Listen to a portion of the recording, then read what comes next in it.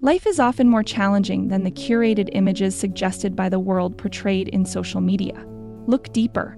Are you indeed where you want to be, or unknowingly following the herd?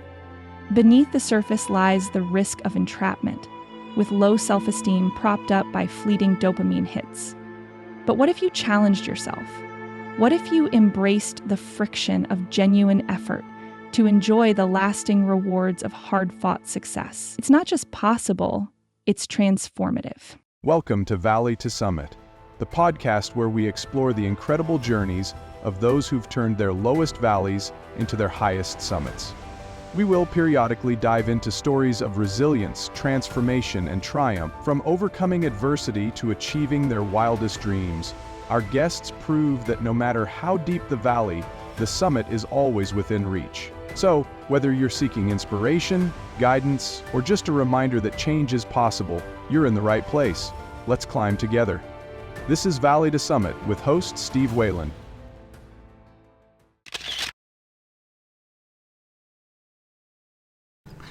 This is strange for me. I've never interviewed people. So listen, Jordan, thank you very much. This is the first episode of Valley to Summit. And we're sitting here with Jordan, a person that is very inspirational for me on what he's been able to accomplish. And I wanted to capture some thoughts of him, and maybe his inspirational journey can help others. So I took some time to write down a few questions, Jordan. But before I get into the questions, you want to tell a little bit about yourself? Yeah, so I'm Jordan, and I have been on a journey for all of my life. More specifically, the last 3 years or so. I, at my worst, was almost 600 pounds, and just was not happy with any part of my life. I had recently gone through a divorce. I had moved back to North Carolina and thought that returning to North Carolina would be the solution for me to go back to the last place that I was happy, when in reality it really only made things worse. I think in the year that I was back, I gained another 75 to 100 pounds. Okay. And just was in a real struggle. But over the last 3 years, I have completely changed my life around for the better. I have instilled a lot of really good principles and a lot of really good strategies to help me not only lose the weight but keep it off. Fantastic. I think I'm at about 325 pounds that I've lost so far, and I still have a little bit more to go. But, okay. That is incredible. Thank you.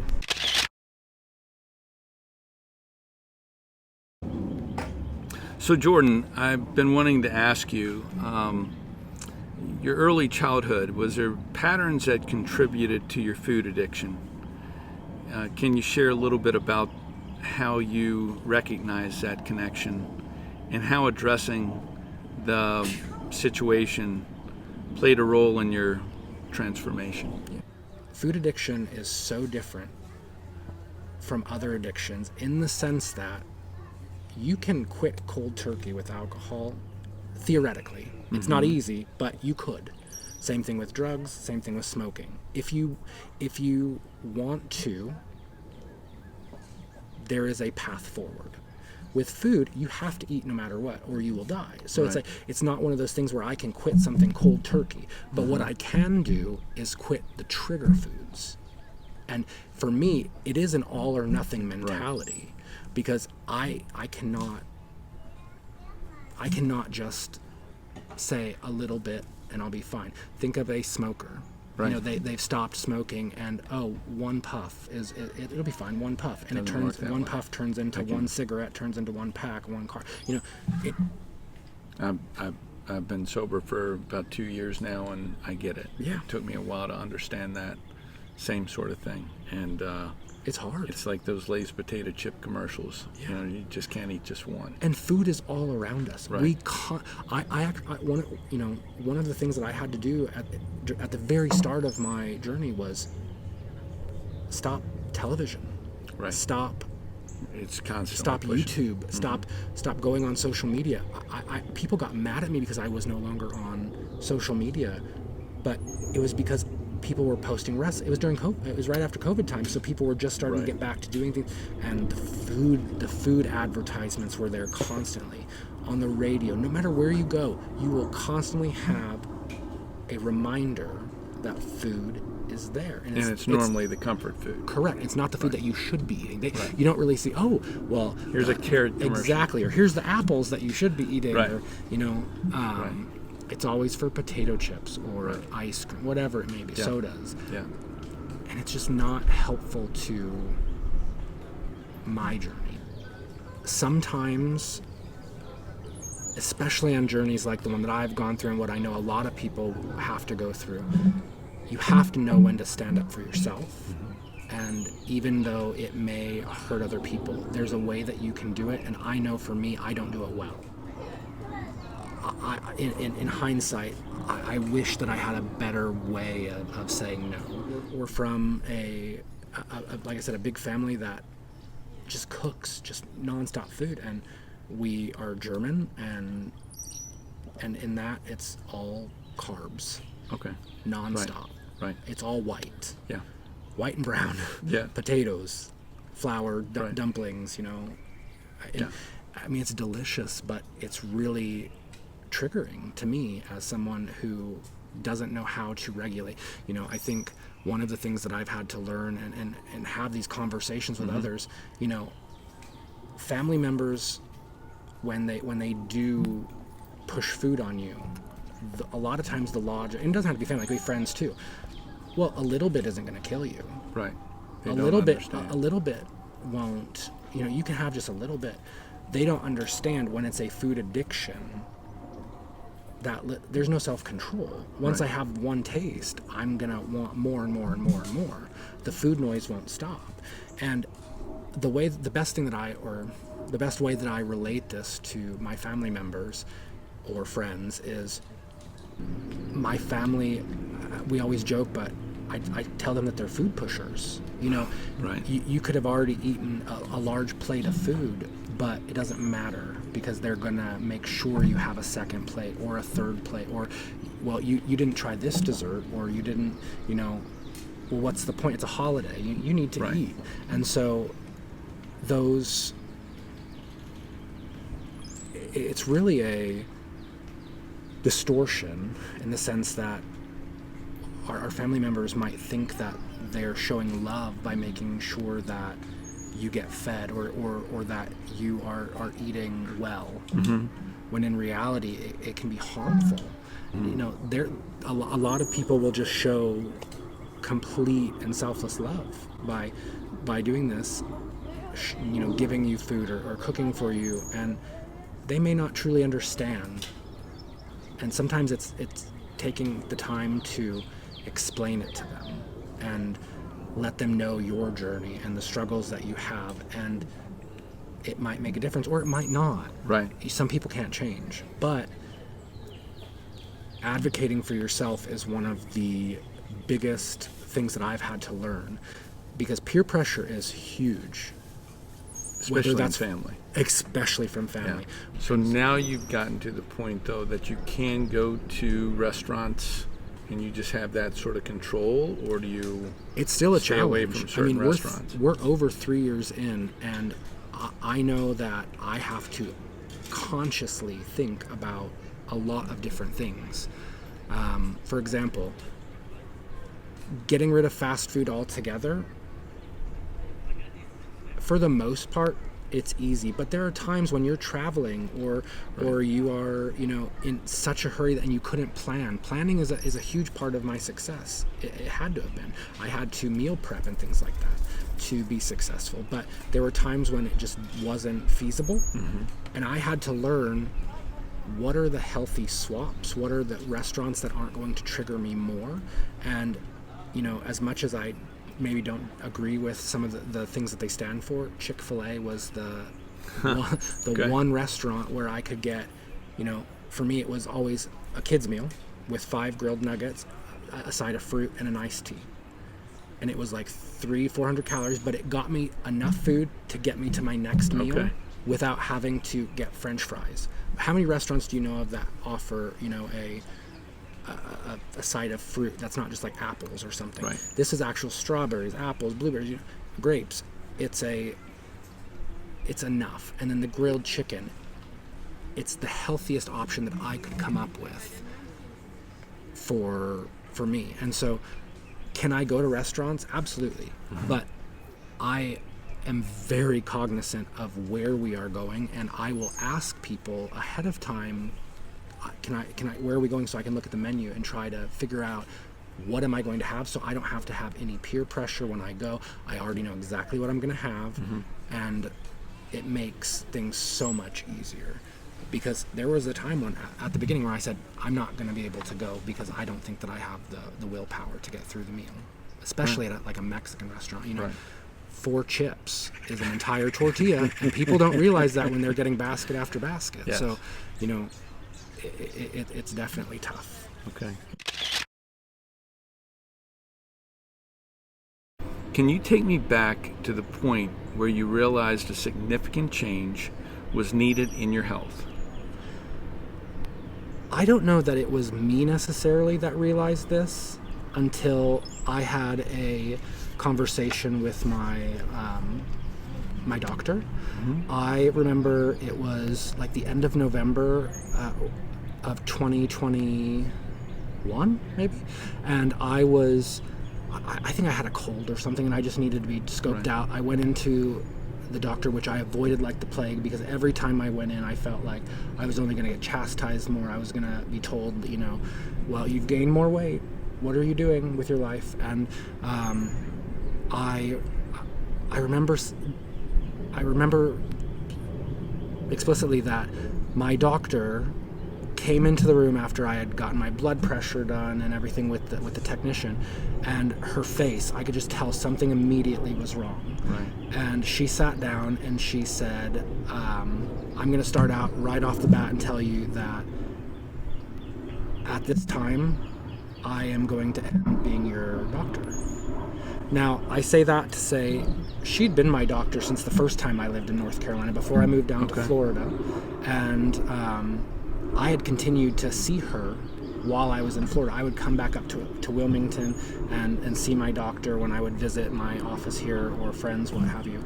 And, I mean, she's been with me for now going on 13 years. Wow. But at the time, it was 10 years, and she said, you've come in so many times, and every time I try to give you every opportunity, whether it's medications, whether it's therapies, whatever, and you don't do anything about it. And I've realized at this point, I cannot do anything more for you.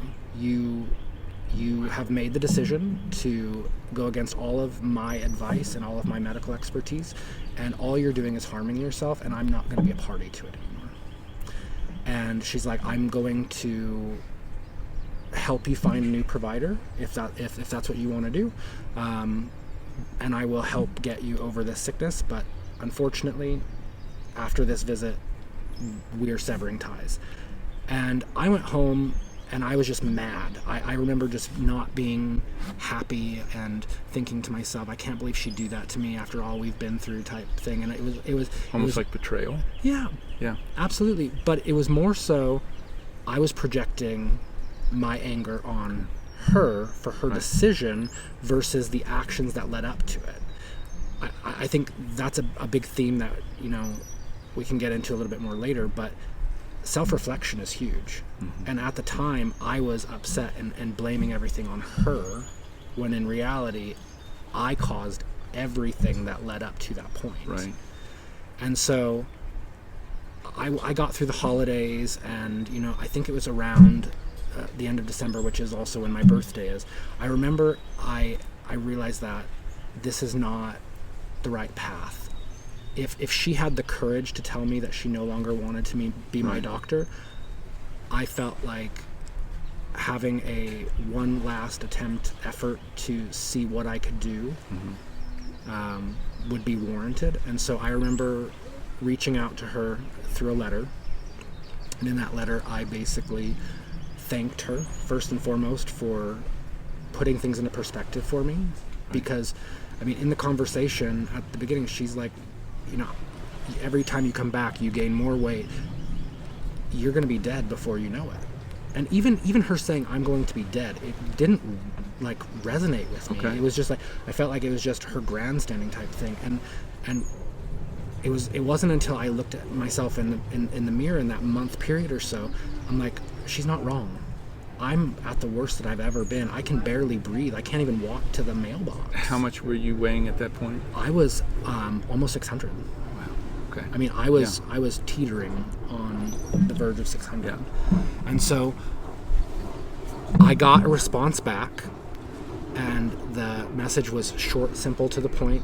It says, if you're serious about this, you'll come in on this date at this time.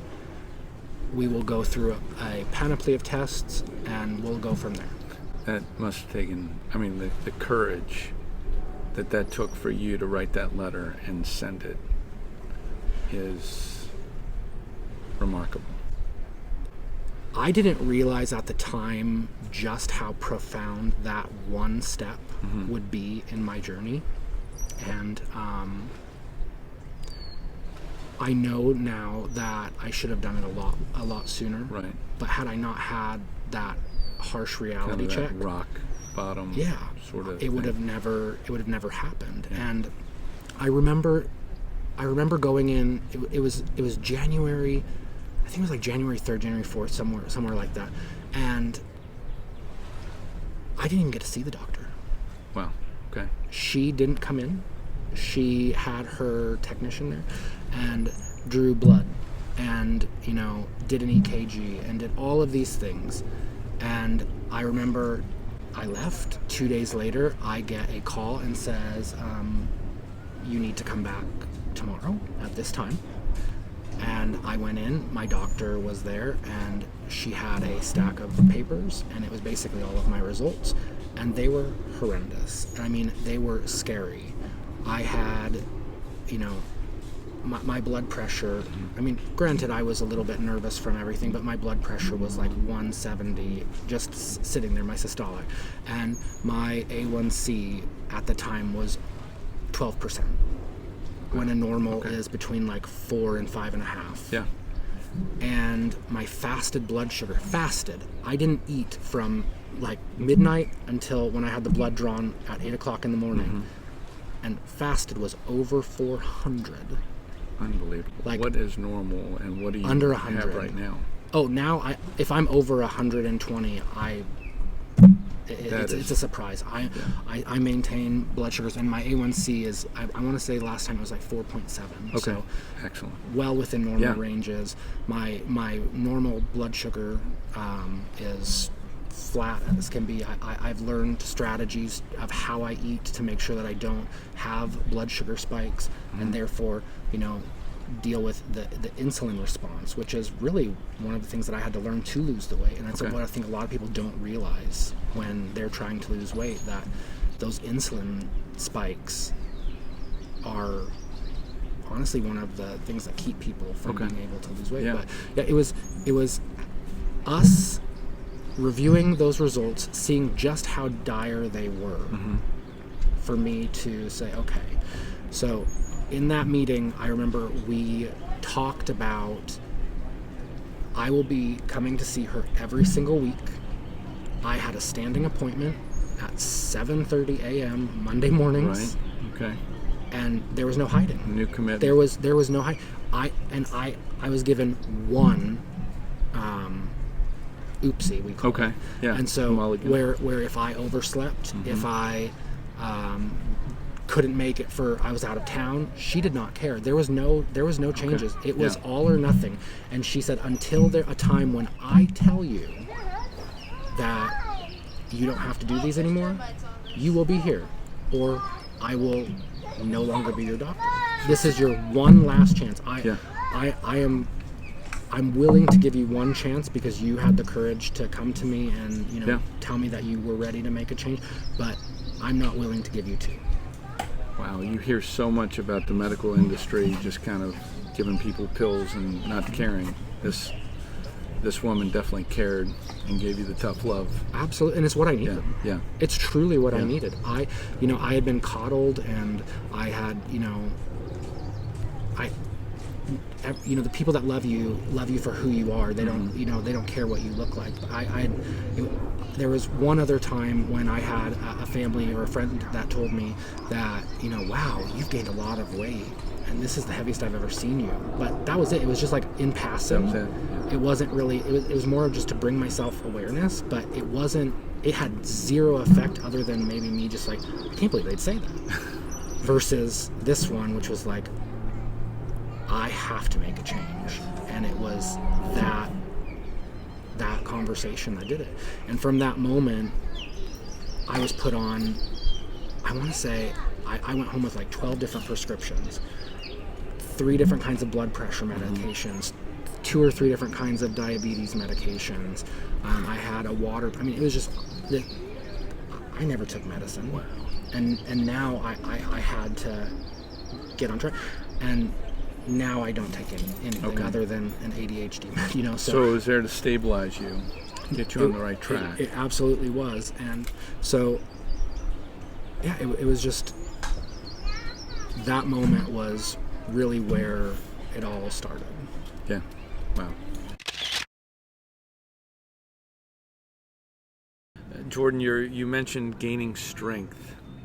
I think at one time you mentioned something about you feel better about gaining strength. Can you tell me about your fitness journey and how that has impacted your overall well-being? I think we've touched a lot on that, but we talked a lot about your diet and the macros and the meal planning. Kind of what is a day that's typical for you from a workout standpoint? Diet is definitely 80% of the journey. If you're not fueling your body the right way, you're never going to be able to really lose the weight, truthfully. There are medications that definitely help, but it still comes down to, are you eating healthy? That only goes so far. You have to be able to give your body exercise. There were days that I couldn't even walk to the mailbox. I would go down to Florida, and I have my bonus mom, my Greek mom. She lives in a high rise that's up, not even up, like 2 blocks from the ocean. And it would take me 45 minutes to go from her front door to the ocean, and I would have to stop at least 5 or 6 times. Now I do it in a minute, right? 2 minutes, like it's nothing to me. But before it was crazy. I couldn't do it, and it takes time. It is not something that you can just like rush into, and that's something I had to learn. It goes back to that all or nothing mentality. People have to learn. It's not about the intensity. It's about the consistency. Okay. You have to make a conscious effort. I don't remember what book I was reading, or it might have been Atomic Habits, but every day we make the choice to go to the gym, even though we hate it, even though we don't feel like it. But every time we go to the gym or eat the right foods, just consciously make the correct decision, we're casting a vote for that person that we want to be. And it sounds corny, but it's so powerful. It's self-esteem. I remember we were having coffee one day, and I told you, I haven't gotten my steps in. I haven't gotten my goals met for the day. And you told me, well, once you're done, text me. And I texted you because even though it was late in the evening, I still went and made sure I got my steps in. I got my 30 minutes of exercise in. And that's huge. Consistency is key. If you are not consistent, you're not going to have nearly as good of a result. Anything is better than nothing, right, but the consistency is the biggest part. And as I realized, this year actually, that I got the help that I needed from a nutrition side with my dietitian. What I knew was missing was the strength training. I can do cardio for days. I can be on the treadmill and walk at a very high incline for a long period of time, and everything is fine and dandy. But the strength training, I was like a fish out of water. I would walk around the gym not having a clue what I was doing. I didn't know how to do the exercises. I would think that I'm doing them right, and then to have people come over and tell me, hey, just so you know, you probably want to sit back a little bit, or hey, you need to reposition yourself. And knowing when to ask for help is huge. Do you find the people in the gym are helpful like that? There can be. Yeah. I think I started out at Planet Fitness because they have that no judgment zone mentality, and so I'm a very outgoing person. I'll talk to anybody. Right. I have no problem going up to someone and asking someone for help, but I'm definitely going to go on my own journey first to say, let me watch a couple YouTube videos, let me do what I need to do, because I don't want to interrupt someone's session. But for the most part, people are willing to help. You can kind of tell the people that are willing versus the ones that are not. And what I've actually found is, I now go to a gym, Crunch Fitness, and I work with a trainer at Crunch, and they have a great philosophy where if you're not sure, even if you're not a client of the personal training, come up to the personal training desk and ask them, can you show me something, because I don't want to screw it up. They're always willing to help you. That's great. That's one of the reasons why I advocate for ask for help when you don't know what you're doing. But that I needed help in learning how to do strength training, so that way I could build muscle. And now I'm doing things that I never expected. Just since I started doing strength, my biking has gotten better. I'm able to have more power behind my rides because my legs are getting stronger. I was riding a ton, and I knew that I was getting better based on my cadence, based on my distance, but hills were awful. I could not go up a hill to save my life. Now I can power through some hills because I'm working new muscles and doing that, especially with arms and things like that. I never in a million years would have done exercises to help that. And so getting the help that I needed through the form of the trainer has been really, really beneficial. So don't be afraid to ask for help. That's great. But consistency, ask for help when you need it, and just know that it's all about a lifestyle and a well balance. Eating right, giving your body the exercise that it needs, even if it's going for a walk. I've made small swaps. If there's a conference call that I can do where I don't have to be in front of my computer, I'll go for a walk around the block. I've actually had sessions with my nutritionist and my therapist where, hey, it's a nice day outside. I'm going to take our session outside, and I'm on FaceTime or whatever, and I'm out doing laps in my parking lot or on the treadmill, and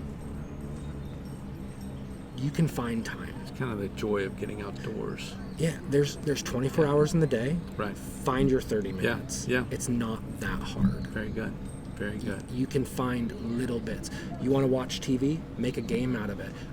Bring your phone, watch the show while you're walking, because you still get the dopamine of the television show, but you're able to still get steps in while you're doing it. Excellent. Or, walk. Do chores around the house while you're also listening to a podcast. Think about the difference in multitasking, where you'd be sitting on a couch, eating the wrong foods, watching TV, as opposed to watching TV on your iPhone, outdoors. That's another thing. With food addiction, addiction or habits are just things that we are waiting to put, our body is waiting for us to put ourselves in a situation. It is all about it's all about how do I word this? Your body is waiting for you to give it the right circumstances. So if I know that I tend to overeat at night when I'm watching TV on the couch, the moment I get on the couch and start watching TV, it triggers my mind to say, I want to eat. And then I will eat. So I have to recognize that. Recognizing is half the battle.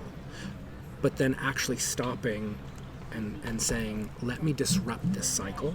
Let me go and, instead of sitting on the couch, go for a walk. It's amazing how the mind can play those tricks.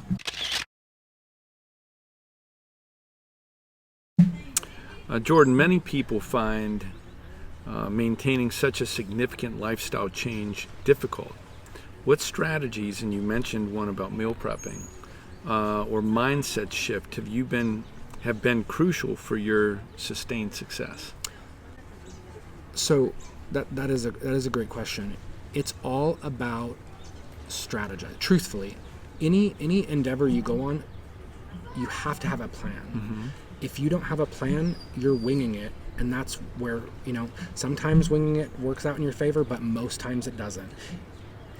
Every week I have to go in knowing exactly what I'm going to do.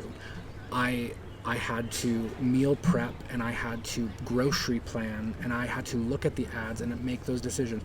I would spend a lot of time, looking at healthy recipes, whether it be on Pinterest or, articles that I was reading online.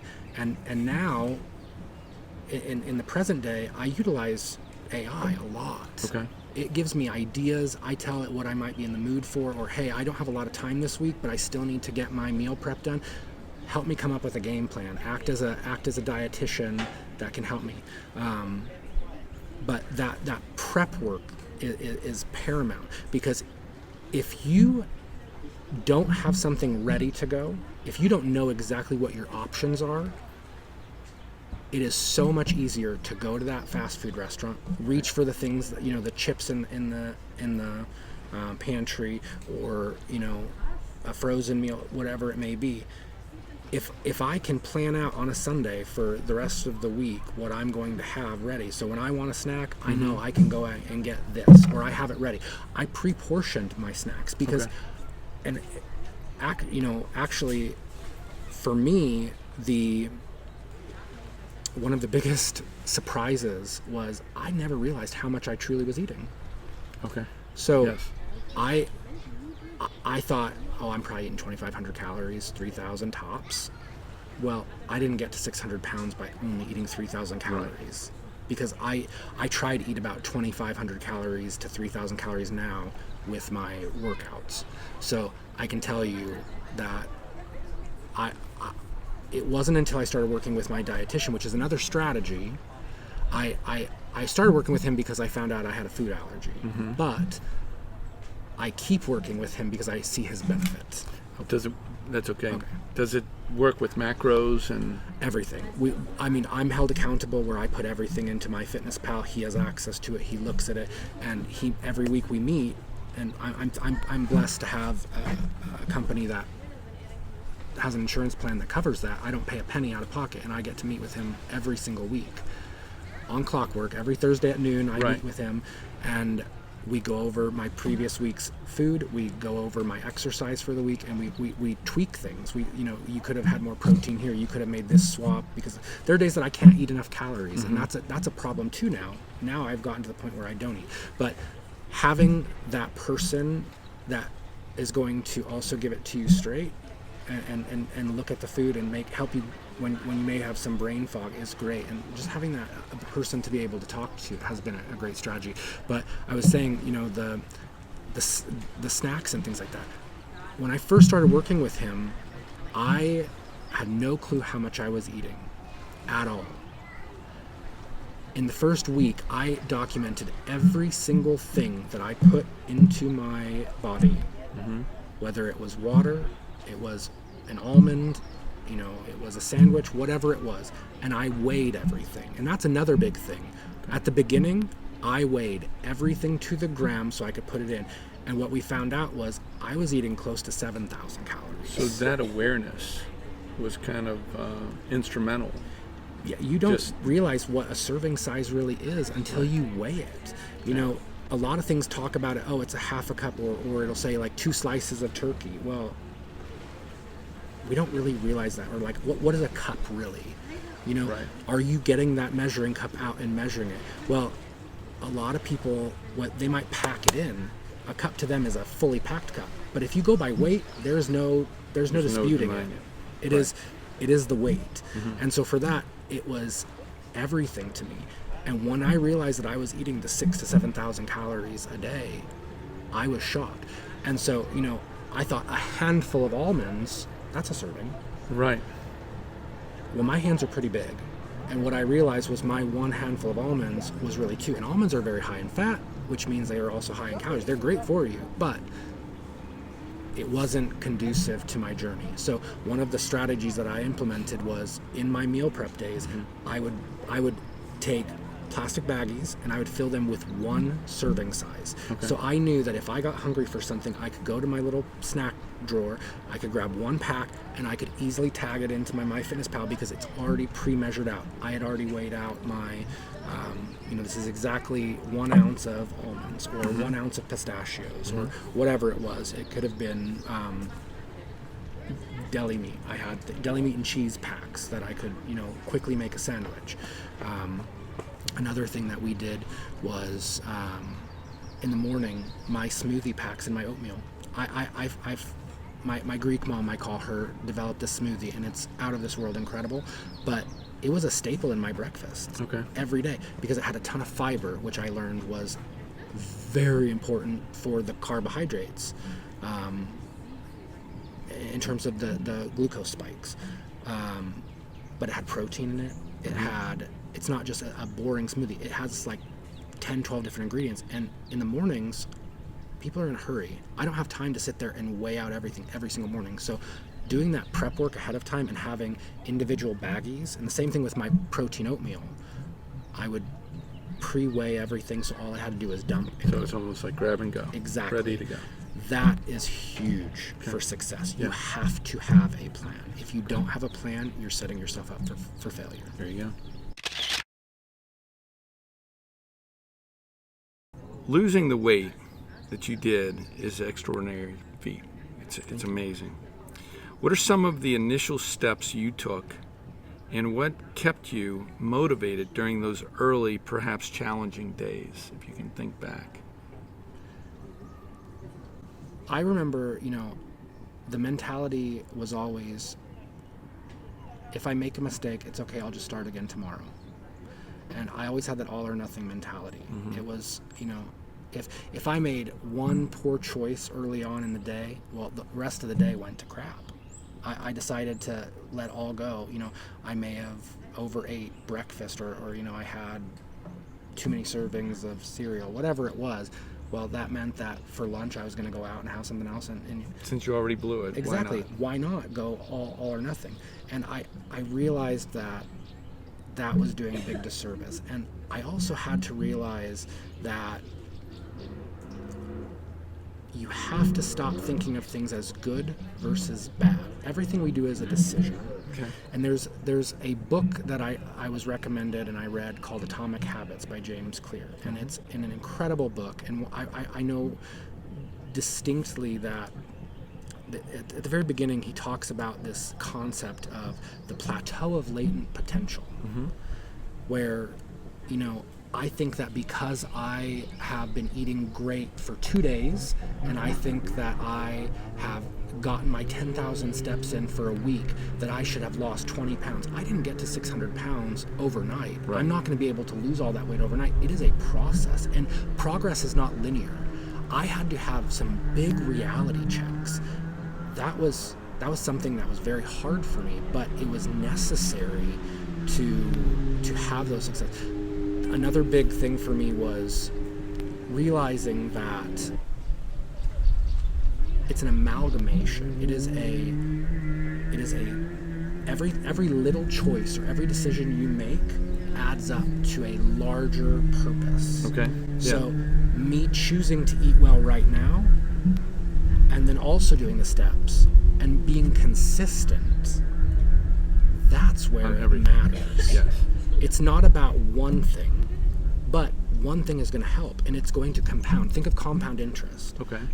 If little by little, it'll start snowballing, and that's when I realized that it's possible. But that I said the plateau of latent potential, and I want to go back to that because it's really important. A lot of us, when we start to lose weight, we're like, well, I'm not seeing the results. I'm not seeing the results. You just haven't given it enough time. You have to give it the time that's due. An ice cube isn't going to melt at 30 degrees. It's not going to melt at 31 degrees, but it's all of that time built up getting to the 32 and above for it to melt.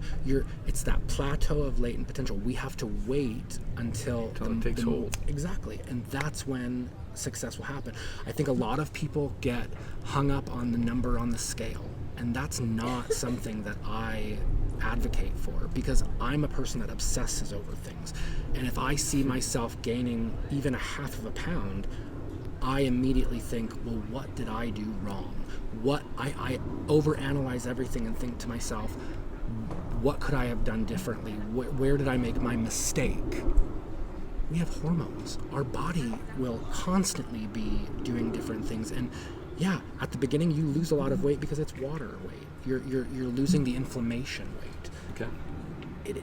You have to give yourself the due time, because people will see a big chunk of weight loss at the beginning, and then they will get to that plateau, and they have to continue, keep up with their journey. Most people can't make it through that plateau of latent potential, and then they give up. So it doesn't catch hold as a lifestyle. No. It's like the 30 People think diets. of it as a diet. Exactly. Right. They're doing a diet. They're doing a moment in time change. I've changed my lifestyle. I have completely rewired my brain and changed my life. Does that mean that I don't have any challenges? No. I'm a work in progress every single day. Mm-hmm. I still have a long way to go. So it's a perspective of what is long term. It's kind of like if somebody is trying to lose weight for spring break. Yeah. That is their long term. And your long term is 20, Life. 30, life. Yeah. I was told in that meeting with my doctor I was going to die soon. Wow. Okay. And 3 years later, I'm doing things that I never in a million years imagined that I would do. When I met you, I never thought that I would get on a bike again. And I actually came in months before I was ready to buy a bike, and I would come in multiple times a week looking at different options, making sure I asked 1,000 questions. I probably was the most annoying person that you've dealt with, but it was because I was so nervous to get back in. And now I go on 40, 50-mile rides and love it. I went to Spain recently and did, I went from Malaga to Nerja, which is it's a beautiful ride. And I never thought that I would go to another country and ride a bike for fun. Yeah. And that's what this journey has allowed me to do. I've gotten a new lease on life that I never thought I would have. That is very powerful. Yeah. Yeah. Wow. But thanks for sharing that. yeah, absolutely.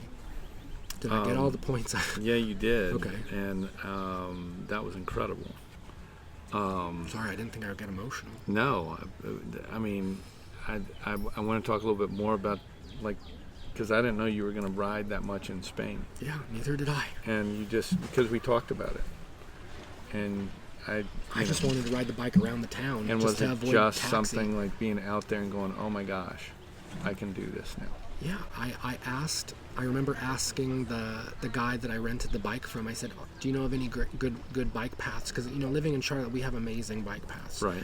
And he's like, absolutely, we have some of the best. And there's actually this one path. It is.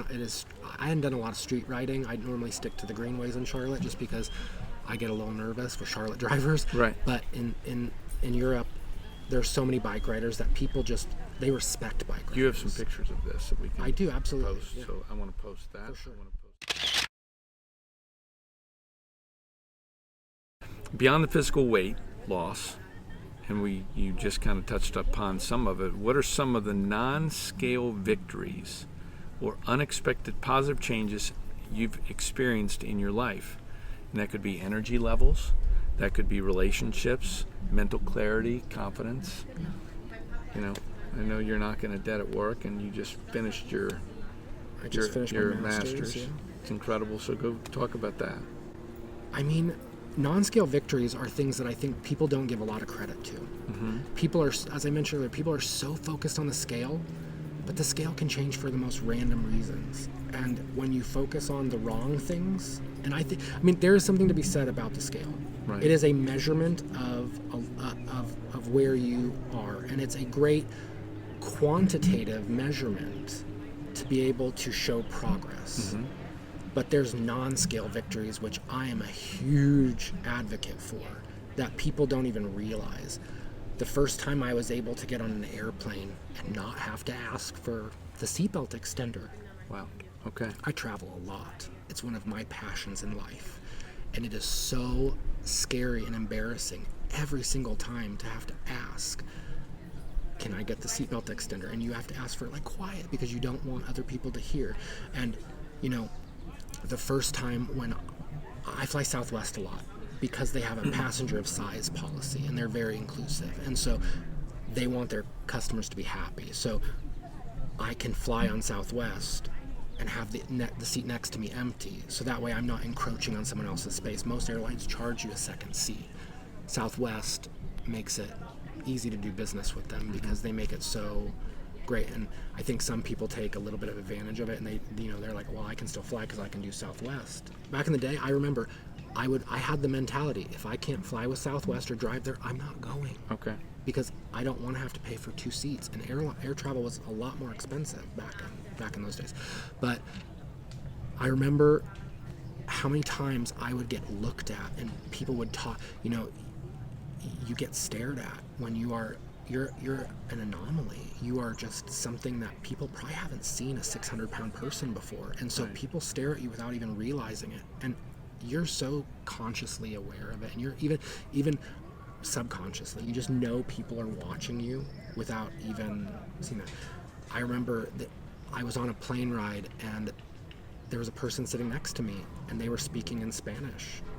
And they were talking about, I can't believe I have to sit next to this fat person. Like, oh my God, can he get any closer to me? They had no idea that I spoke fluent Spanish. And I never said anything to them. I just, I waited a little bit and I adjusted myself to try to give them more space. But being able to get on an airplane, like I said, fasten the seatbelt without having to ask for one, being able to not encroach on someone's space, that's huge. I was only ever able to shop at Casual Male XL, Destination XL, or like King Size Direct. There's like 2 stores that I could shop at. And I mean, there are stores. Kohl's has a great big and tall section. JCPenney, Dillard's has a big and tall section. But it wasn't big enough. Right. Wow. And so I had to, at one point I was wearing a 7X t-shirt. 7X. I still have some of those shirts. My largest jean size was over, I think it was like 62, 64, somewhere in there. And I just remember the first time I was able to go to a normal store and purchase something. It was one of the best feelings in the world because I no longer had to wear the plaid shirts. I have friends that will give me so much crap because I always wore a black t-shirt and an overshirt that was some form of plaid, because that's all that Casual Male Destination XL offered. Okay. White made me look way too big, and then they say black is slimming, so I would always wear the black undershirt with an overshirt. And there were times that the one shirt wasn't good enough, so I had to tuck one t-shirt into my pants just to avoid my belly from hanging out. Oh, okay. And so being able to shop at a quote-unquote normal store was huge for me. People don't realize that. People take it for granted. Yeah. Other non-scale victories, it's usually just like, think of where we're sitting right now. Back in the day, I would have never been able to sit the way that I am. I would have to be sitting facing away from you or have one leg on either side, and even then it would still be uncomfortable. Wow. I remember when I moved to Wilmington from Florida, I remember I drove my truck and my mom drove my car. When I had to turn the wheel on the truck, I physically had to lift my foot off of the brake or the gas to be able to stand up and hold my belly out of the way to be able to turn that steering wheel, because my belly was pushing so hard against it that it was going to go straight no matter what. Wow. Same thing in my car. So little things. It's the little things. That's incredible. I remember the first time I had even an inch of space in my personal car. I had to have my seat all the way back. And I leaned back a little bit just to get that pressure off.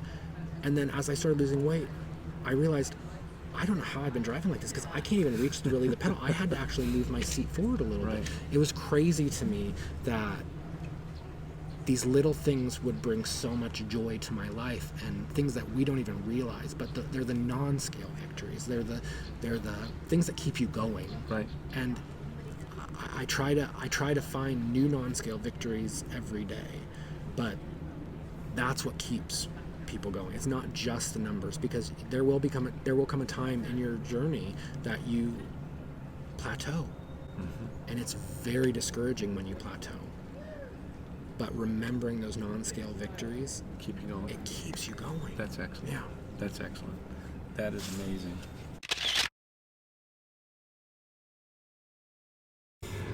Were there any particular people, resources, or moments of support that were especially meaningful during your journey and you can't bring up when we first rode bikes?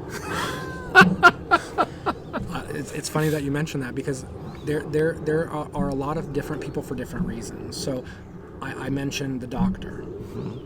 She was the catalyst that started everything. And she still to this day is one of my biggest cheerleaders. Every time I get on now I meet with her every 6 months or every 3 months, or if I need something.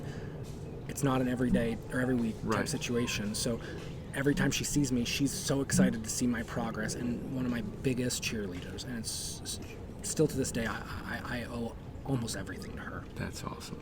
But I have a great family support system. My partner is so willing to, when we met, there was a big difference in how we ate.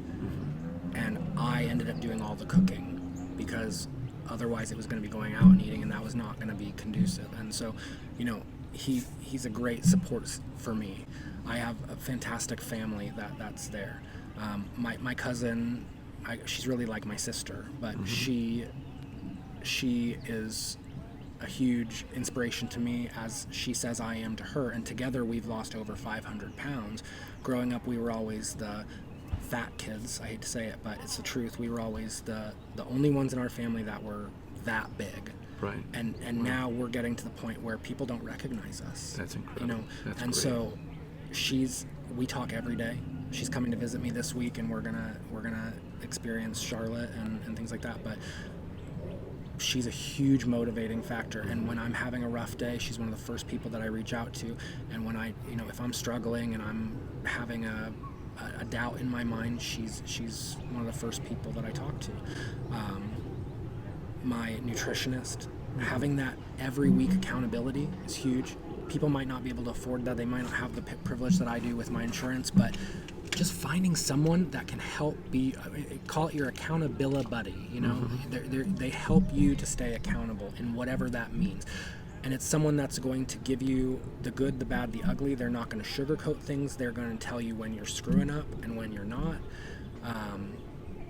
That's huge. I would think that the cost, although hiring nutritionists and all that is a bit of a cost, obviously, to the medical insurance industry, if you think on the other side of things, think of what I'm not paying for, right? All the tests that I would have to go through.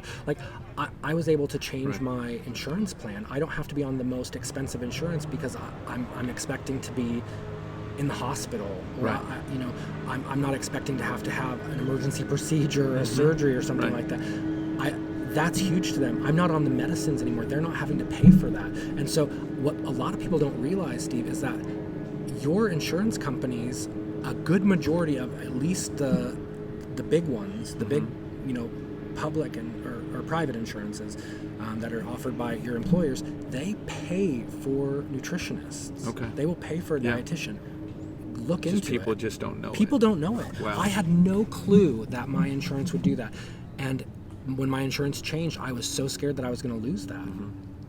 Wow. I changed to the new insurance company, Well, and same. anybody listening, Yeah, check in. absolutely. It's there for the taking or for the offering. Yeah, but Very good. you made the joke about, you can't say when we first rode bikes, but it's true. Like, I remember it was October time frame. I was getting ready to have a surgery, to take some skin off, but also to fix a hernia, and I came in to REI randomly. It was pouring down rain that day, and I was trying to walk over to Sam's Club.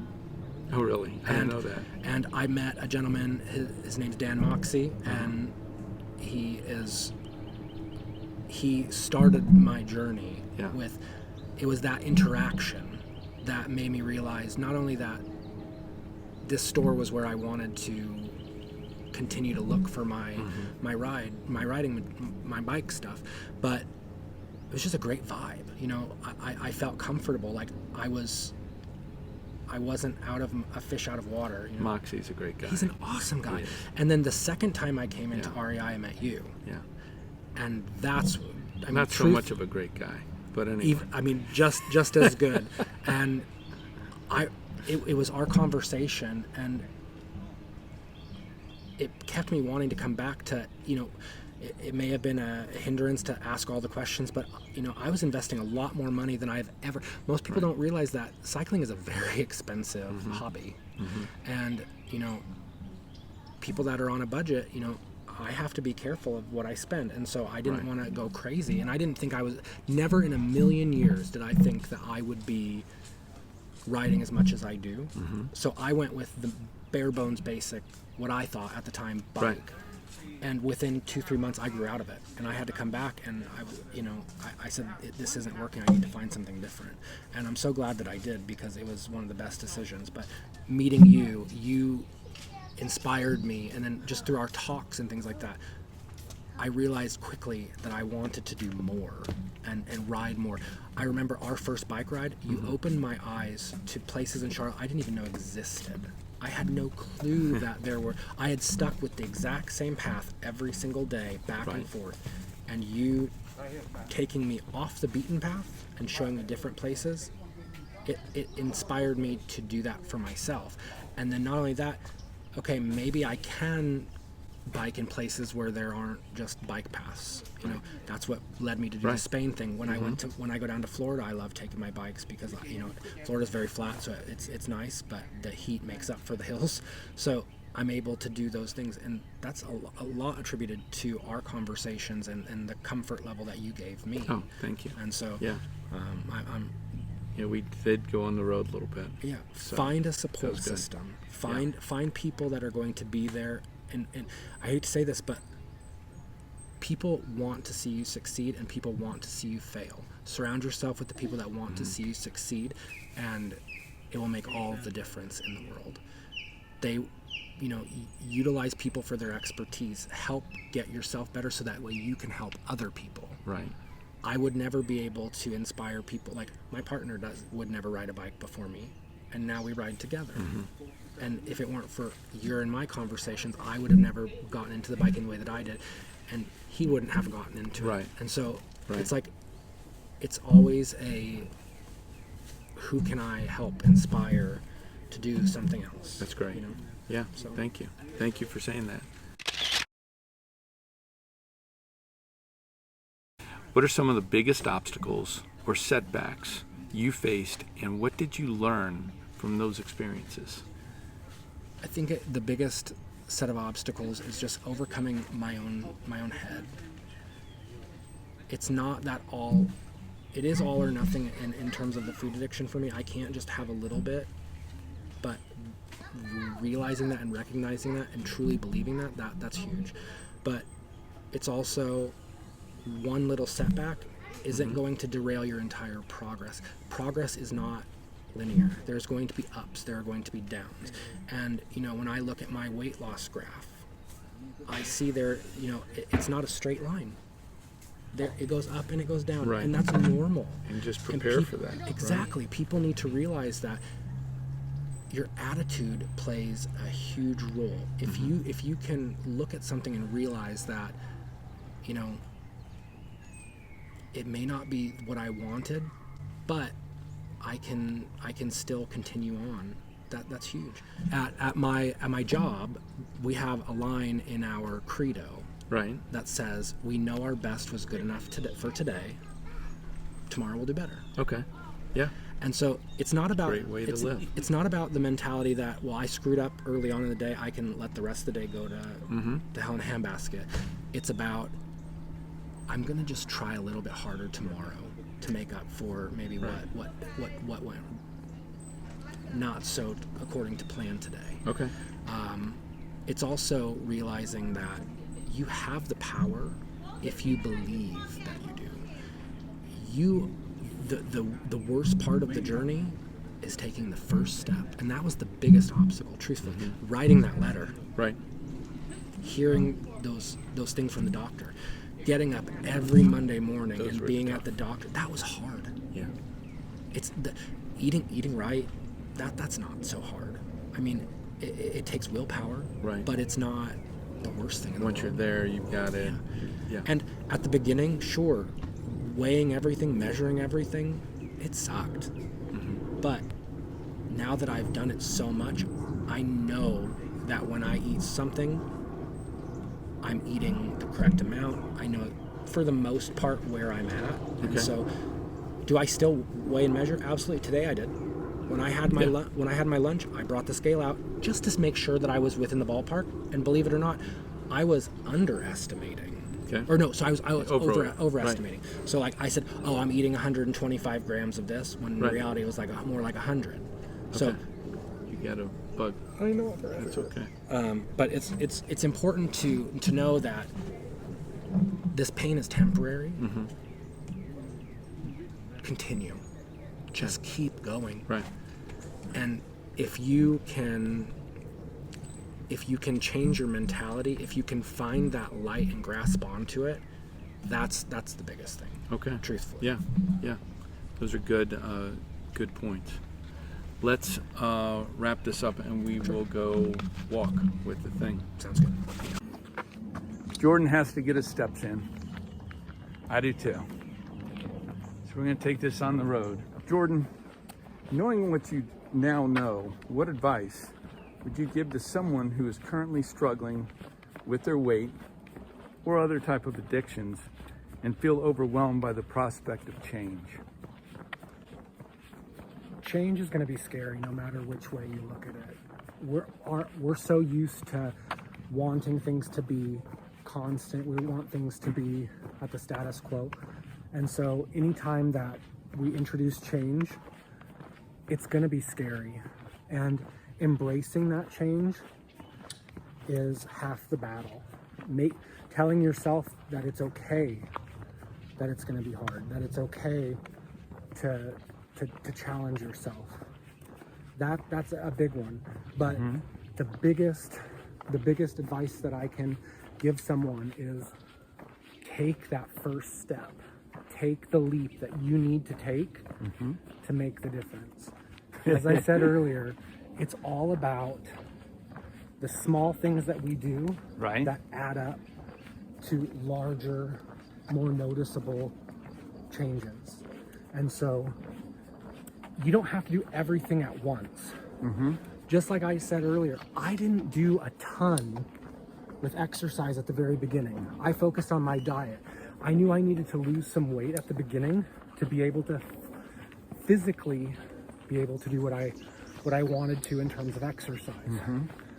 If I had tried to change my diet and added exercise on, that would have never been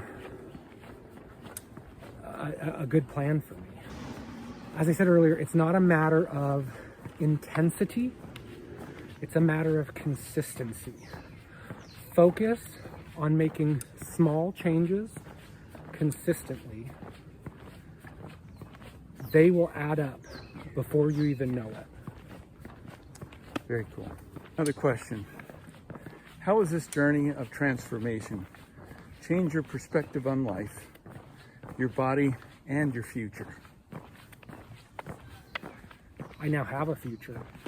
You know, when I went to the doctor, I was basically told that I was done. You know, there a 12% A1C and over 400 fasted blood sugar. You shouldn't be alive at this really point. I shouldn't be. I hate mean, to say that. The blood pressure, the way that it was, I mean, that's dangerous levels. And you know what's changed? I now have a possibility for life, and now I get to live the life that I've always wanted to and do things that I never thought I'd be able to. Obesity is such a big thing in this country. It is. Along with other addictions. And to see what you've been able to do, you know, is just, you're awe-inspiring. I appreciate that. At the end of the day, You have to want it for you. You have to want to make the change, and you have to be able to see that even though it may not look great right now, there is light at the end of the tunnel. Yeah. You just have to keep going. And the moment that you least expect it, something will happen and all will be revealed, so to speak. This is very appropriate up this hill, valley to summit. As we're coming up of the on this hike, I'm impressed with your cardiovascular. What are your hopes and goals for the next chapter of your health and well-being? I know one of the things that you did, just personally knowing you were able to go hiking. I know that you went overseas and you went to, what was it, India? I did. Just to go hiking. Well, it was for a lot of different reasons in India, but one of the highlights was being able to hike in the Himalayas. Oh, and, wow. you know, I never even thought that I would be able to do hikes around, Charlotte, or, I had some practice in Virginia before I went, but I just heard of how beautiful and awe-inspiring some of these hikes in India were. Mm-hmm. And I told myself, I'm going to do what I have to do to make it happen. And we had one day, whether the weather was good, bad, or indifferent, and I had to do, we had to suffer through some pretty cold temperatures to make it happen. But it was totally worth it. I can't tell you how many people we saw going up the mountain that could only make it so far. I think the entirety of the hike mm-hmm. is over, oh gosh, it's like 5,000 feet in elevation gain. That's incredible. And it's rated hard amongst, if you look at all trails. Yeah. And it's nothing like I had ever experienced here, because there's no paths. It's literally just boulders that you're traversing, and no amount of practice that I could have done would have really led me to be able to do that hike. It was all about mindset, willpower, mm-hmm. and just getting it done. I didn't come all that way to only go up half. Right. I took the steps that I needed, and that's a big part of the journey. You have to know, whether it's exercise or diet, sometimes listening to your body is key. You have to know when to say, I need a break. I need to pull back. It goes back to that conversation. If I want to stay consistent, I can't let the intensity take over. And so even though this hike was crazy, for me, as someone who doesn't hike, I still did it. And it was one of the best feelings in the world. I think that day we had like 40,000 steps. Yeah. It was just insane. We hiked for like 12 hours, went to 2 different summits. It was incredible. And if you're ever in the Dharamshala region in India, highly, highly recommend doing the Triun Trek. There you go. It's well worth it. Very good. That is incredible. My desire to actually publish an article that I sent you. Yeah. And I'm trying to remember that article. It had to do with goals. Yep.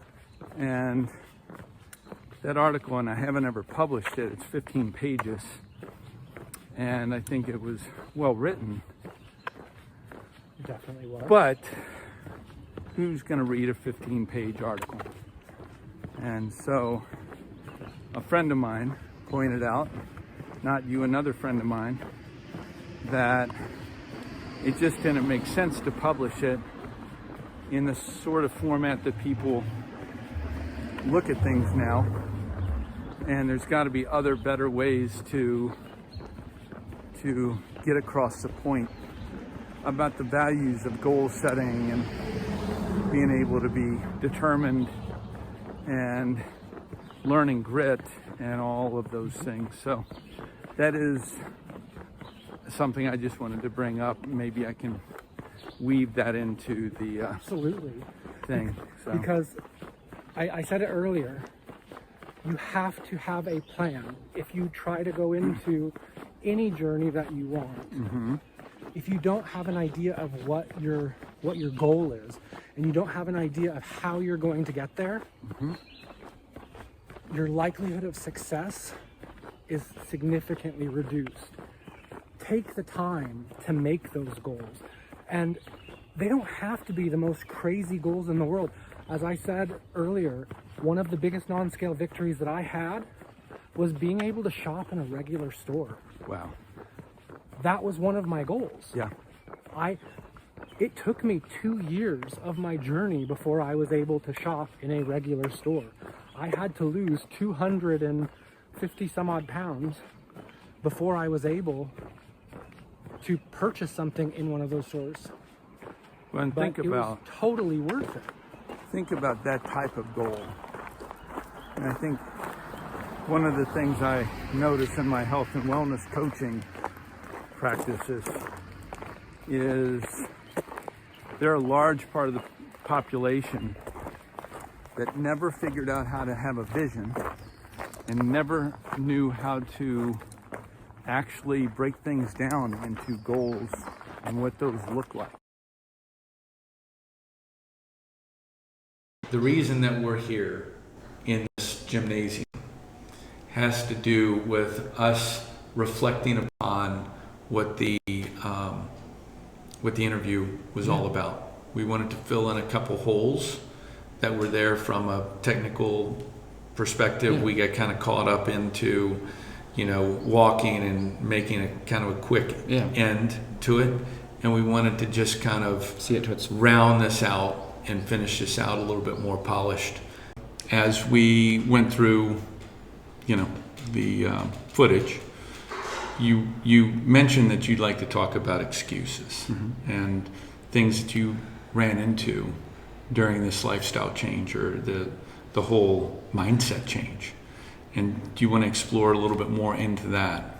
Yeah, absolutely. Yeah, okay. So I think for me, one of the challenges that I faced more often than not is that idea of I'll start again on Monday. It's a very common theme in the quote unquote dieter world, but at the end of the day, it's something that's a real issue. It's that I'm willing to give up all the progress that I've made to give into this one urge, when in reality,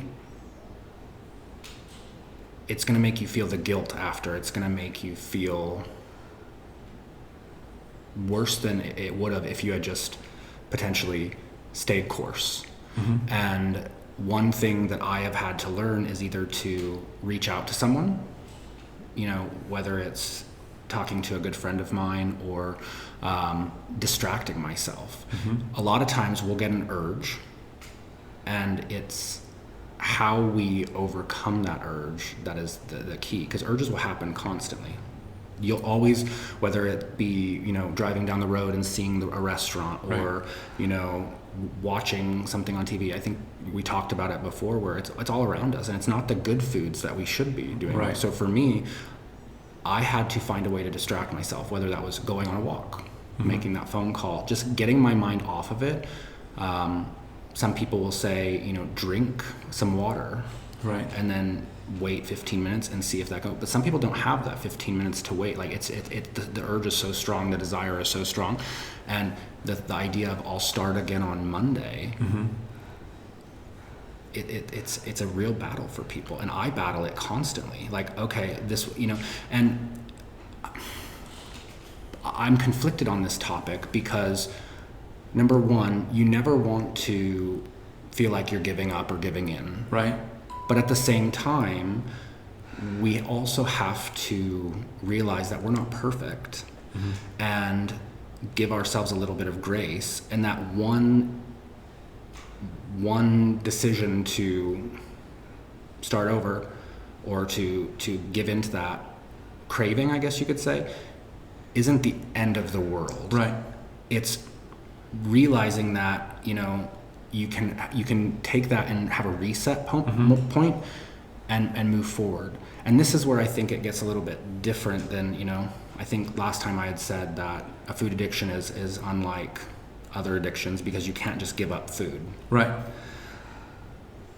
In other areas, that mentality of, starting over or giving yourself a little bit of grace may not be the best course of action. Right.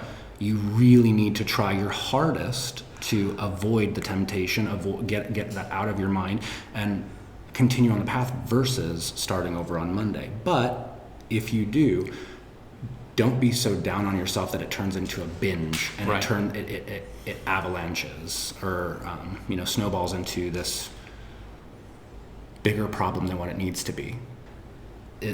Progress is not linear. Right. There's going to be ups, there's going to be downs. Right. As long as you propel yourself forward. That's the biggest thing that was a takeaway for me. Why do you think, and I'm just curious, you keep saying Mondays. Why not, see, I don't know if it's the food, I don't know, for me it's the drink, it's the dopamine, right? And being aware of it, and then saying, okay, I'm aware of it, I don't have to wait till Monday, because I'm aware of it, I am now choosing a different pivot. Yeah. And it's giving an understanding of self, that not only are we intentional at that moment, but then at that moment, okay, let's push away the Monday and let's force the Monday into the now. Yeah. I think that's a really great question, because you say Monday is the start of the week, but it's also like a reset point, because think of it, a lot of the potential temptations, a lot of, at least from a food perspective, would happen on the weekends. If we think of an average person that works a Monday through Friday desk job, what have you, they have the weekends off. That's when they're with their family. That's when they probably would go out to dinner or something like that, or be out and about where temptations can occur. The weekend is there, and that signifies, party lifestyle or whatever. Right. Monday is getting back to reality. People always say that, I have to get back to reality on Monday. Well, some people say I'll start at the beginning of the month.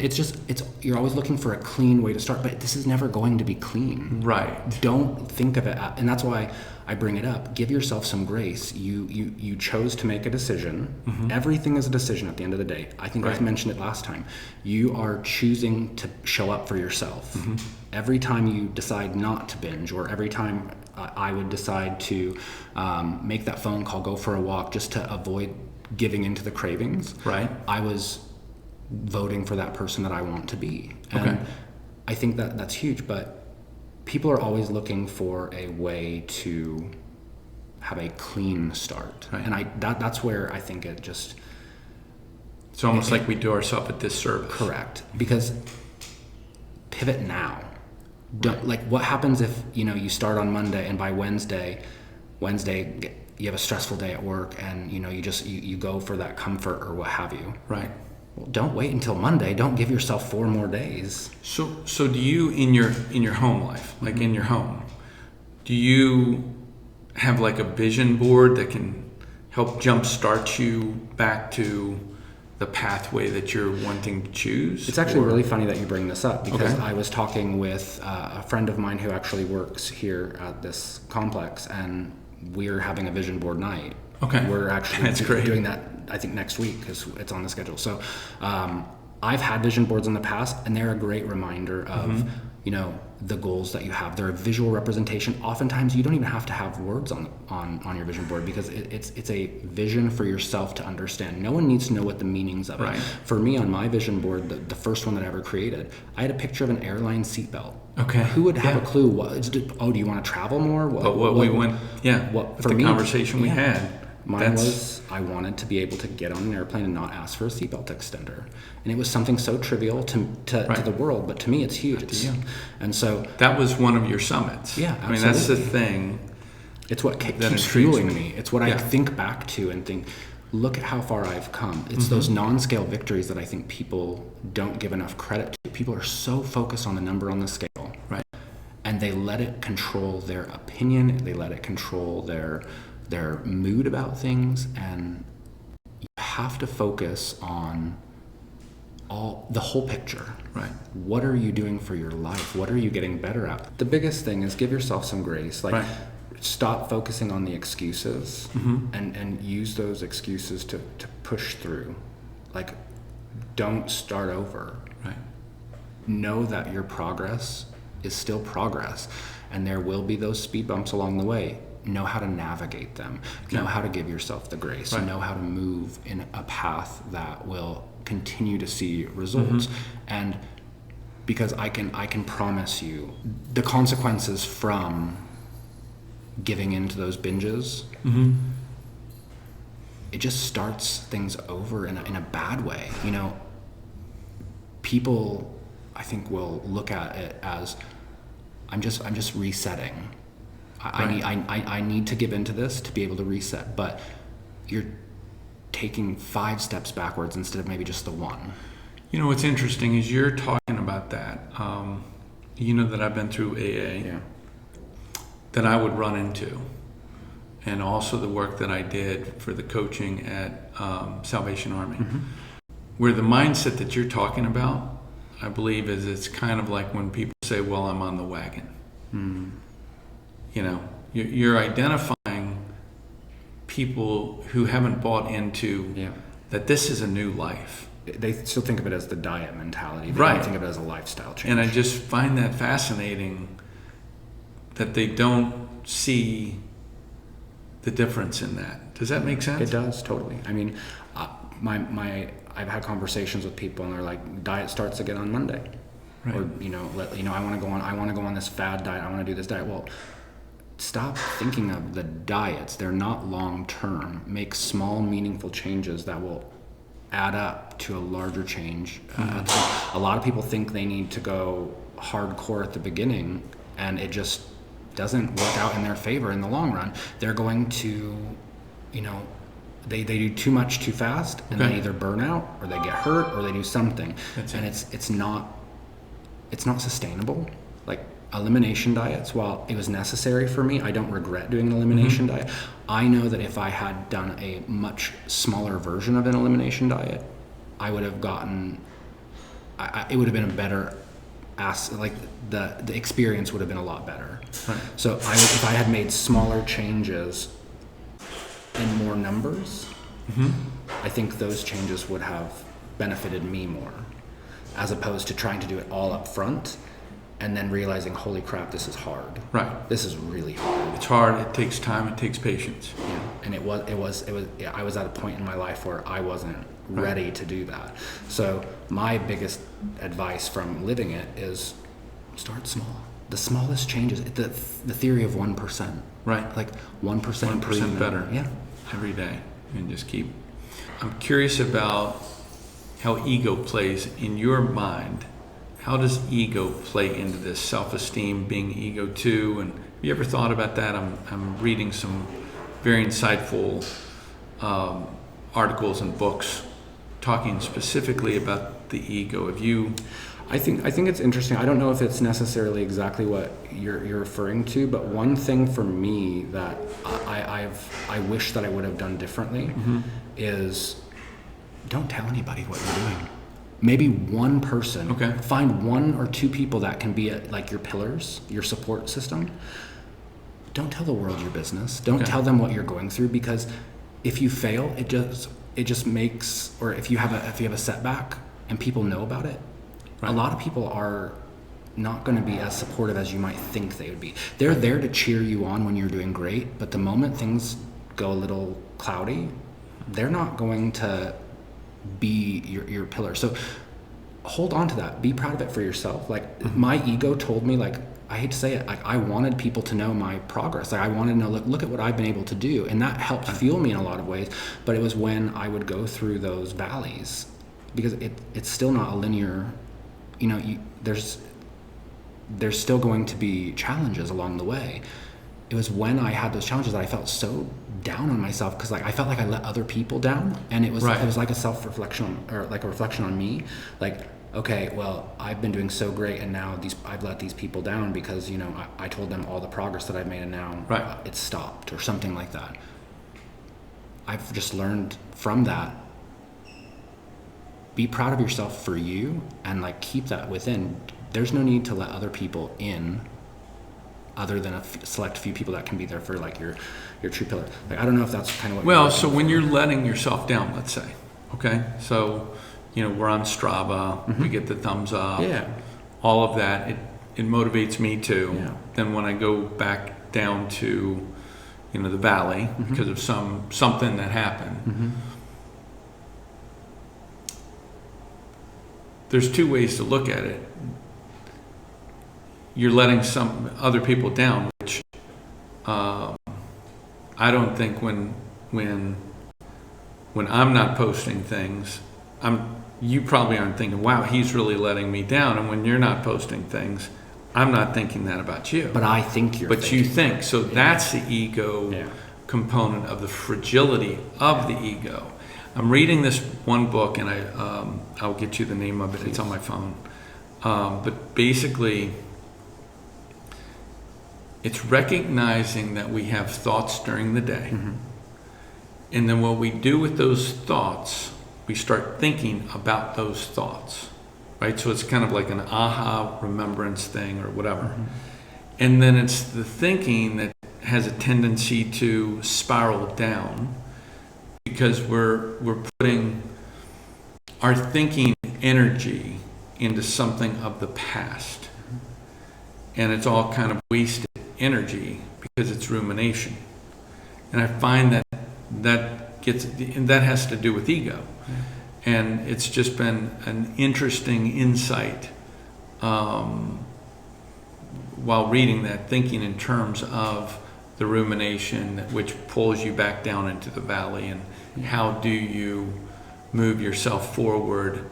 And when a thought comes through, you just let it go. You just let the thought flow through. It's going to come to you. You're going to remember something. It's a trigger. It's whatever. And just the value of recognizing that thought as just a thought. And that you're on a completely different journey, so that thought doesn't, the thinking starts the control that pulls us back down on the thoughts of our past. Absolutely. And I think you hit the nail on the head. I mean, it's that rumination of the past. But I come from an analytical background. I used to be a forecaster in my previous day, and so I do believe there is benefit in learning from the past, but don't let it fuel all of your energy. So we should still be looking to the future, having our mindset on that North Star, so to speak, using what we've learned to help get us to that North Star. So it's one thing to just, take our past, find the meaning behind it, and use it to propel us forward. That's what we should be doing. Right. To your point, I think a lot of people, once they start down that path, it's really hard for them to be able to just look for the silver linings to their failures, or whatever you want to call them. Whatever their triggers, their past that was so bad. Because if they put too much energy, it will pull them back down. And I've been there 100 times. I've had to learn to use it as fuel to propel me forward, and it's not the easiest thing in the world. It's not. But keeping in the back of your mind that the past is the past. You're not going to be able to change it. What you can do is change your outlook to the future. Okay. Right. That's huge. Makes sense. That's huge. Okay. Well, while I have you here, I'm curious. I have a question for you. Like, why did you want to start Valley to Summit? What brought this to the table? Well, there's a long story and a short story. I'm going to tell you the short story. Okay.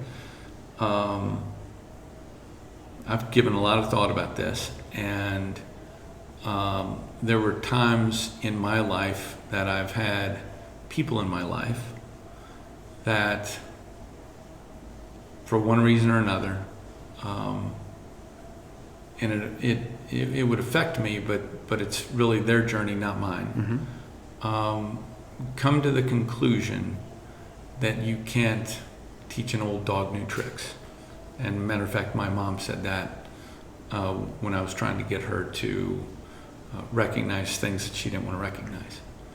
And I think that really just triggers me because I believe people can change. 100%. I believe that not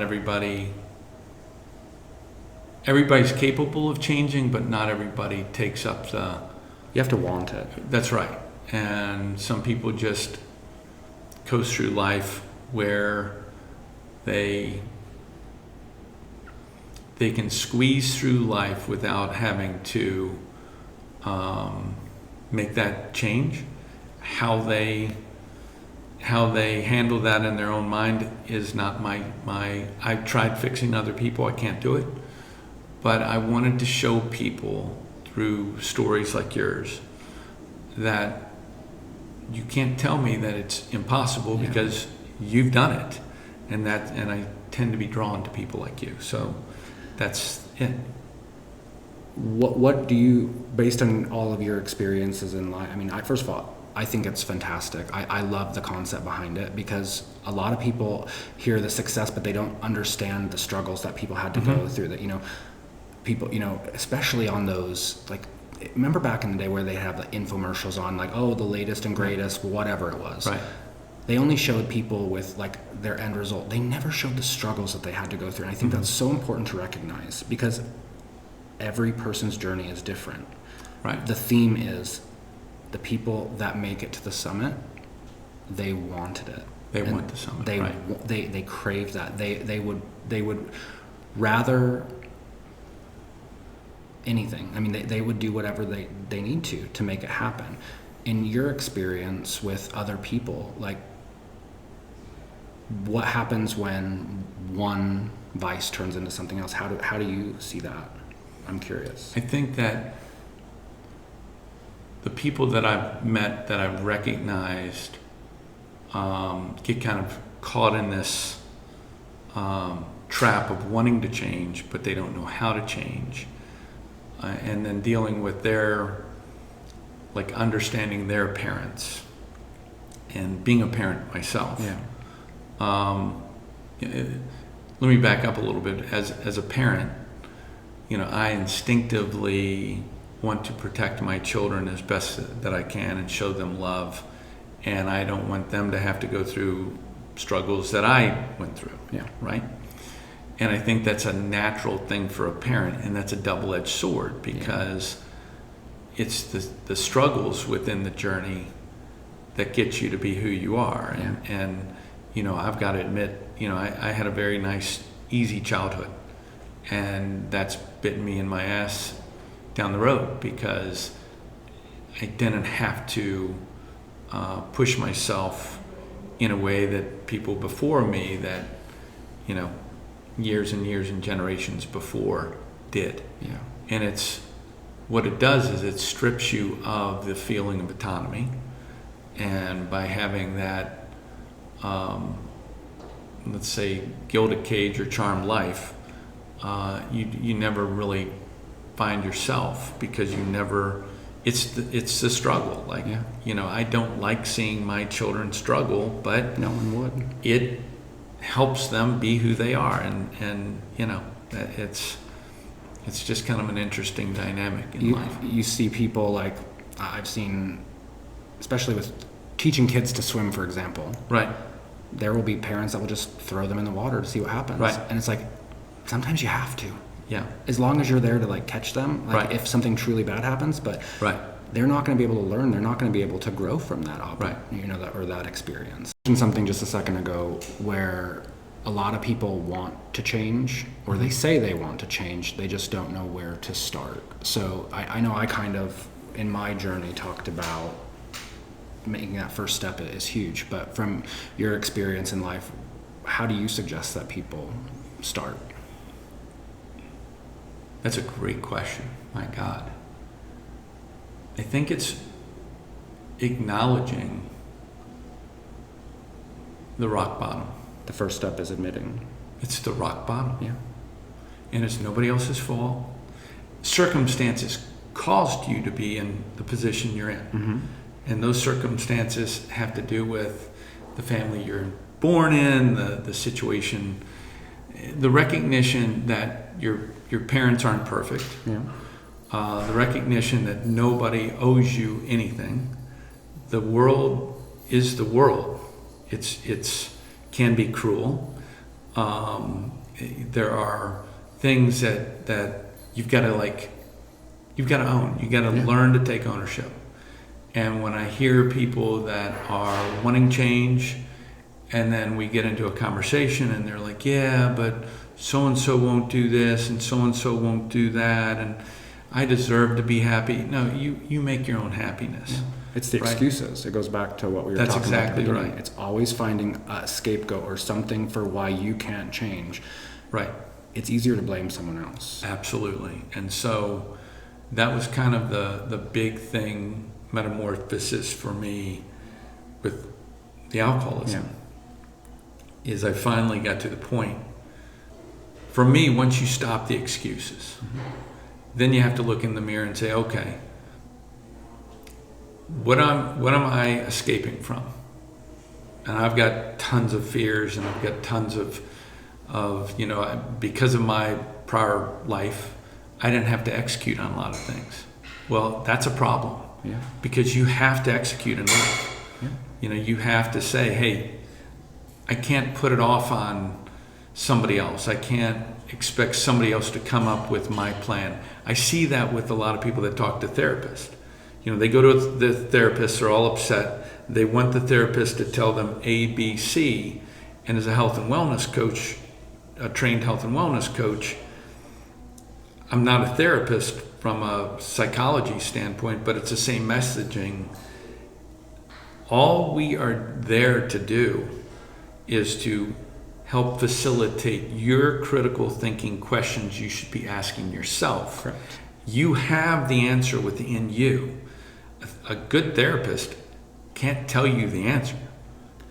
We're not allowed to. People want the therapist to give them the answer. Because they want to have someone to blame. Correct. When things don't go according to plan, it wasn't my idea. My therapist told me that. I truly think that's. I think that's part of it. Yeah. But I think the other part is they don't recognize in themselves that what they're doing by asking somebody else's advice is they're taking the shortcut of critically thinking themselves. Yeah. It's not a matter of blaming somebody else, but it really has to do with putting yourself out there to sit there and think through and process through, how can I be better, knowing what I've read, knowing my experiences, like where do I fall short? The amygdala makes you, from a technical standpoint, react or respond. So you're reacting. That's why you're going so quick.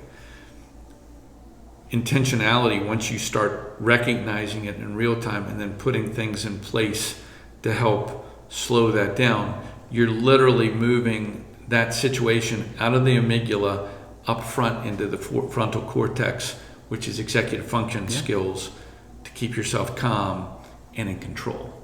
And that's a beautiful thing. It goes back to what I was saying earlier, where, we'll start again on Monday. It's finding ways to cope or to get around those challenges. Mm-hmm. You have to have a system in place to know what you can do to break through the barriers. Right. And that should be in when people do goal setting or what have you, they need to have, well, what happens if something doesn't go right? If I'm looking down this path and I know what my North Star is, and we already have talked about, it's never going to be a linear process. Things are going to happen. What can you do to anticipate those challenges coming up, and what can you put into place to be ready to deal with them? Like I said, whether it was going for a walk, drinking water, making a phone call to one of my pillar support system, I had things that I could do to help me overcome that challenge. Were they all successful? No. Well, that is what I was trying to get into with ego, because there's an expectation in your mind, right, of what you want it to look like. Yeah, the shortest way possible. And so when you throw the ego, let me tell you where I'm coming from that concept, so it might help you. This book that I'm going to tell you about down the road, and I'll put it in the notes in YouTube or whatever. this guy's going through the concept of thought and thinking, and that has to do with ego. He gives this great story of a samurai meeting up with a Zen master. Okay. And the samurai is sitting there and has a sword and everything like that put away. And he says, Zen master, I want you to explain to me the difference between heaven and hell. Okay. And I'm probably messing the story up, but paraphrasing. The Zen master looked at him and says, there's no way I'm going to tell you that. You're stupid, you're fat, you're slow, you're dumb, you're pathetic. And with that, the samurai gets pretty irritated and literally draws his sword out, ready to decapitate the Zen master. Okay. Pretty dark. Zen master looks at him and says, that's hell. And with that, the samurai realizes what has happened, puts his sword down on the ground, and looks at the Zen master and starts weeping.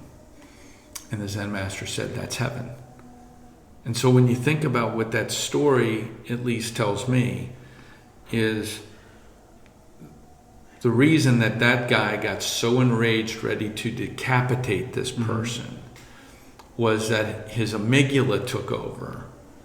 And the reaction, because of the ego and fragility of the ego, drew him into the hellacious part of life. Yeah. And then when he realized, and he could put himself into the other person's shoes and understand this guy was just throwing words out. He wasn't, he was trying to get him to a different place. And then that's why he wept, because he realized the view of other people and how important that is. I thought that was kind of a beautiful awesome. story. Yeah. So anyway. Absolutely. Thank you very much, Jordan, for your time. I appreciate the opportunity. Thank you. And this has been great.